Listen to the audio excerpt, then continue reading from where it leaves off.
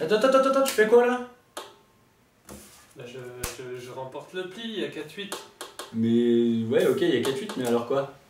T'as Il y rêvé a toi? 4-8, il y a 4-8, Non, tu mais remportes tu- le pli et tu joues. Mais t'as rêvé? Attends, c'est quoi ce truc là? On joue pas du tout, il y a 4-8 où je continue à jouer, je mets un 9, je mets un 10, je m'en fous. Mais t'es con, toi 4-8 c'est la règle, moi j'ai appris au BAFA, tu mets 4-8 au président. Mais attends, tu rigoles, moi j'ai jamais fait cette règle, hein. Elle existe pas, t'es en train de m'inventer un truc pour gagner, pour mettre des douilles quoi. Mais je peux rien, t'as des règles de merde, c'est tout. Mais c'est toi qui as des règles de merde, va te faire. Je suis sûr que vous avez déjà pu rencontrer cette situation. Ici, qui peut bien avoir raison? Quelle règle serait plus forte que l'autre? Dans le cadre d'un jeu de société, les règles sont les lois qui encadrent le jeu de société. Sans règle, pas de jeu, et c'est la règle du jeu de société qui fait le jeu. Dans notre situation du jeu de cartes, les deux joueurs ici ont tort. Dans un jeu de cartes, il n'y a pas de règle supérieure à une autre. Là où les seules règles possibles sont celles auxquelles adhéreront les joueurs avant de jouer. C'est-à-dire que la bonne règle pour un jeu est la règle qui sera acceptée par tous les joueurs avant de jouer. Dans nos sociétés, il y a des règles officielles qu'on appelle des normes. Ces règles officielles ne sont pas décidées par tous ceux qui constituent la société, mais seulement par certains. Alors oui, je dis normes plutôt que lois, parce qu'il y a des textes juridiques, comme par exemple les ordonnances, qui ne sont pas des lois, mais s'appliquent pourtant à tous. Dans le langage courant, le terme de loi désigne ce que j'appelle des normes ici. C'est-à-dire désigne tous les textes de droit agissant sur nous. Par exemple, je suis obligé de garer ma voiture sur certains emplacements dans ma ville. La règle ici associée sera un arrêté du maire de la ville.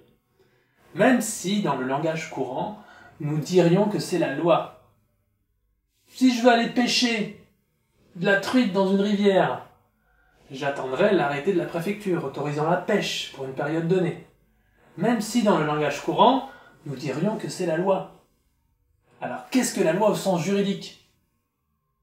Vous savez que notre régime est établi sur une norme supérieure qui est la Constitution. La Constitution, c'est la règle du jeu dans un pays qui concerne ses fonctionnements généraux.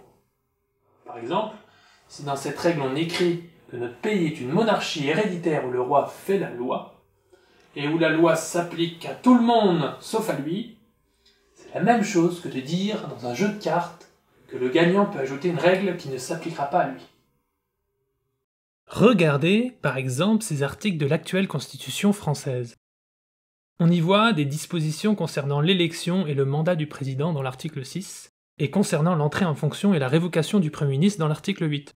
Le président de la République nomme le Premier ministre.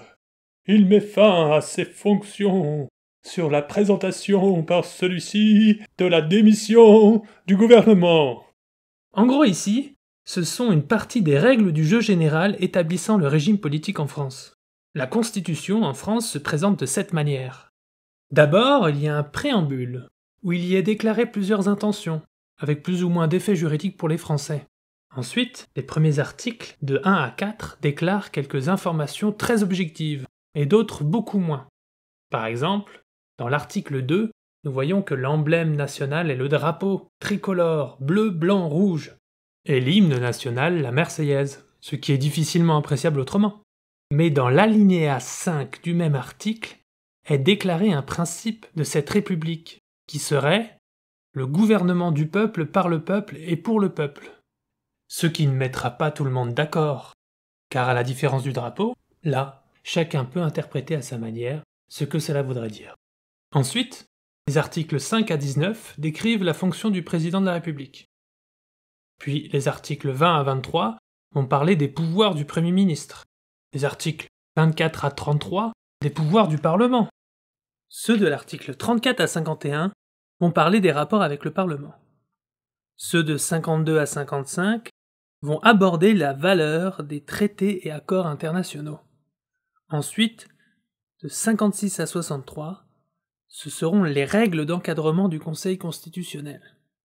De 64 à 66-10, celles encadrant l'autorité judiciaire, et ainsi de suite, jusqu'au titre 16, avec l'article 89 encadrant la révision constitutionnelle, c'est-à-dire la modification de cette constitution.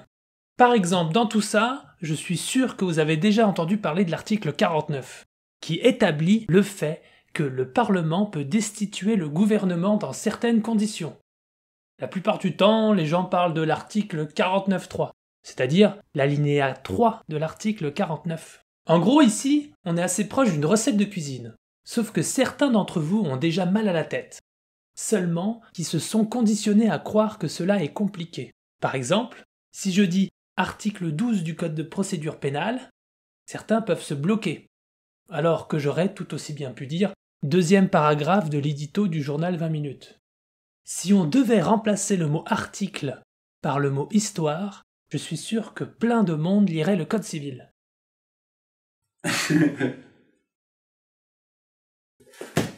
Bon alors t'en es où là? T'as lu déjà l'histoire 18 où l'enfant il est français parce que un au moins de ses deux parents est français?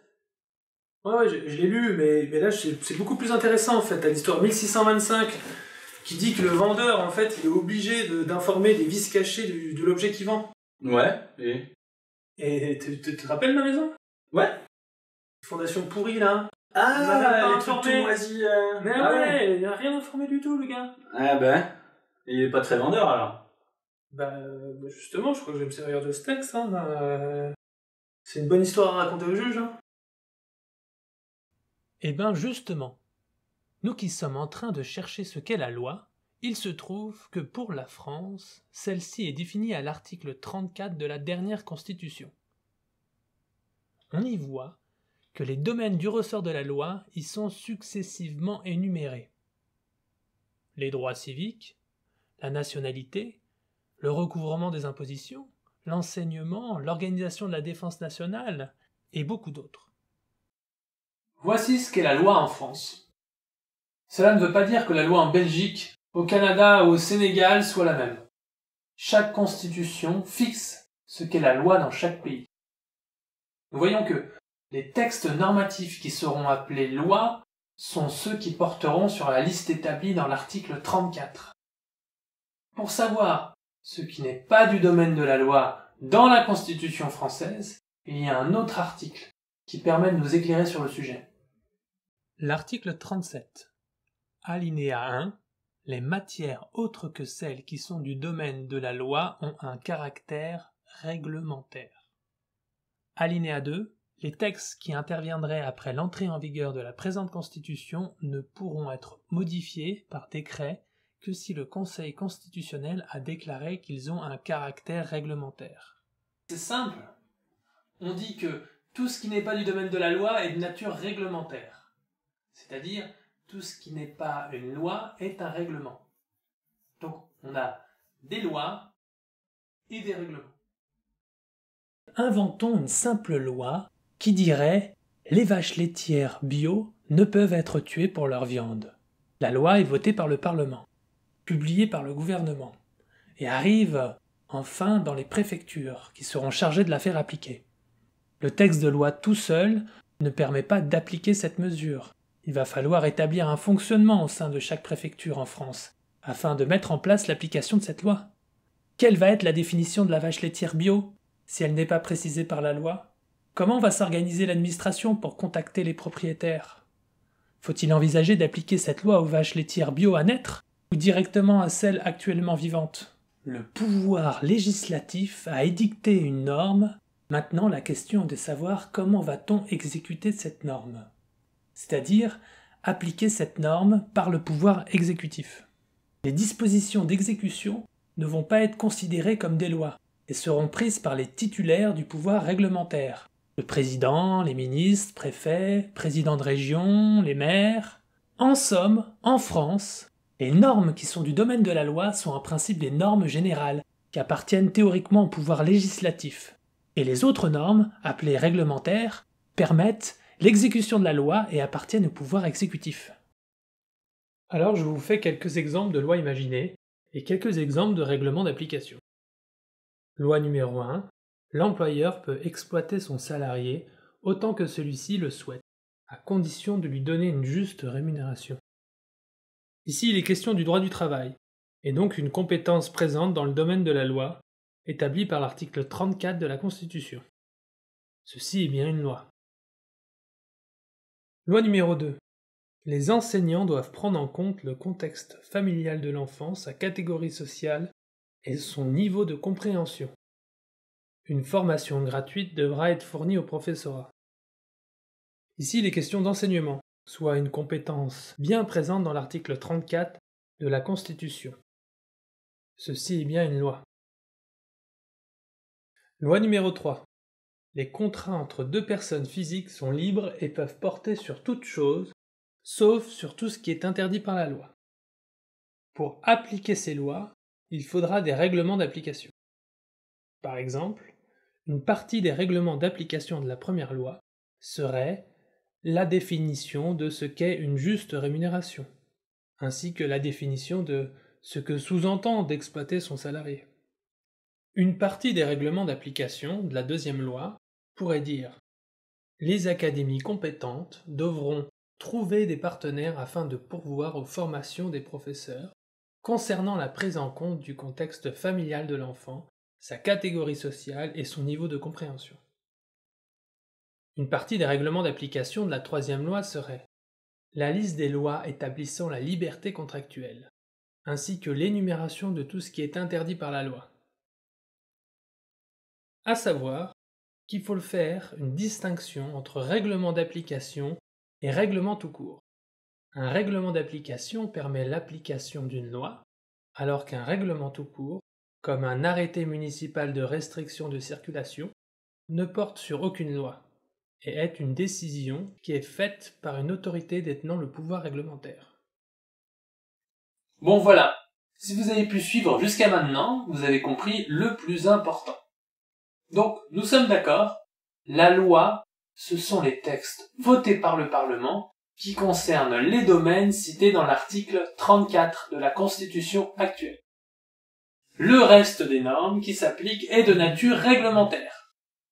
Le maire, le préfet, le ministre, le président et d'autres autorités, encore, sont titulaires du pouvoir réglementaire.